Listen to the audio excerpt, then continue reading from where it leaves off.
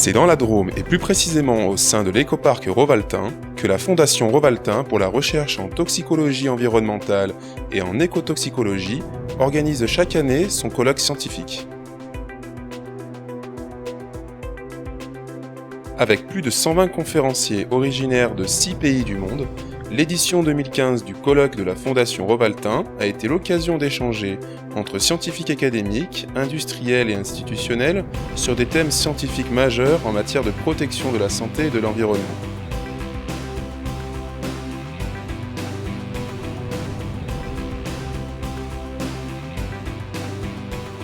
Les objectifs du colloque annuel, journée scientifique de Rovaltain, c'est essentiellement de rassembler l'ensemble de la communauté des chercheurs et de l'ensemble des acteurs qui sont dans la thématique écotoxicologie et toxicologie de l'environnement. Avec à la fois donc différentes manières de rendre visible cette communauté, d'une part par présentation de travaux scientifiques qui ont été faits par cette communauté, et d'autre part aussi d'inviter l'ensemble des institutionnels et aussi de porteurs d'actions mutuelles développées au niveau national. La question des effets environnementaux des perturbateurs endocriniens fut l'un de ces thèmes. Découverts il y a une trentaine d'années, ces polluants interagissent avec les processus hormonaux et peuvent perturber la santé d'un organisme, mais aussi de sa descendance. Tyrone Hayes, professeur à l'université de Berkeley aux États-Unis, a présenté ses travaux de recherche dans ce domaine. 20 années d'études consacrées aux effets des pesticides sur la reproduction des amphibiens. Les pesticides perturbateurs endocriniens peuvent altérer la reproduction des grenouilles et entraîner des diminutions de population dans le milieu naturel.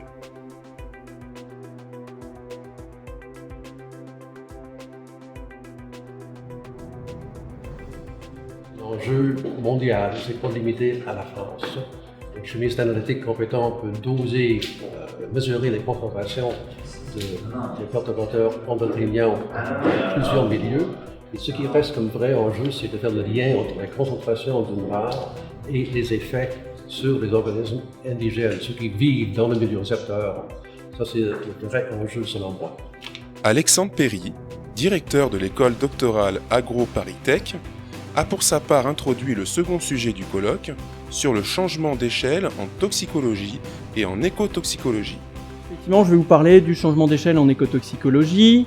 Je vais vous montrer plein d'exemples qui font que quand les modélisateurs, les biologistes, les écologues travaillent main dans la main, on arrive à avoir de très très beaux résultats.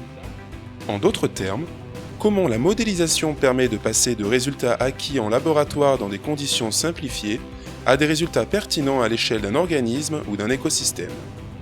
Dans ce contexte, la modélisation est un outil précieux, comme M. Perry l'a présenté au cours de sa conférence. Les solutions pour améliorer la prédictivité de l'écotoxicologie expérimentale. Alors, il y en a plusieurs que je vais essayer de développer. La première, c'est de travailler à une échelle intermédiaire. Donc, on a parlé déjà de mésocosme ce matin. Là, je vous ai mis une petite photo de ceux que je connais un peu mieux parce que j'étais précédemment à l'INERIS. Donc, des rivières artificielles de 20 mètres de long. 12 rivières, donc qui permettent de faire quelques expositions en conditions systémiques. Une autre possibilité que je vais évoquer aussi aujourd'hui, c'est de sélectionner des espèces représentatives d'une communauté et de voir comment le faire de la façon la plus pertinente possible. Et puis un troisième qui va être de chercher à disposer d'un modèle réaliste de dynamique des populations pour aller prédire des effets sur ces populations sur la base de tests au laboratoire. Outre ces conférences de spécialistes internationalement reconnus dans leur domaine, le colloque de la Fondation Rovaltain laisse la parole à des jeunes chercheurs venus présenter l'avancement de leurs travaux. Il laisse également la parole à des scientifiques de différents pays, afin qu'ils présentent leurs travaux et leurs structures permettant ainsi la mise en place de collaborations scientifiques de haut niveau.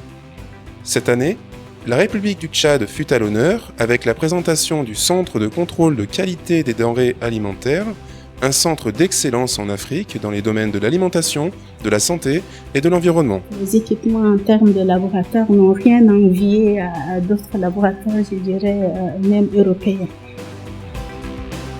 Le colloque scientifique annuel de la Fondation Rovaltain est un véritable lieu d'échange et de rayonnement scientifique pour répondre aux enjeux en matière de protection de la santé et de l'environnement.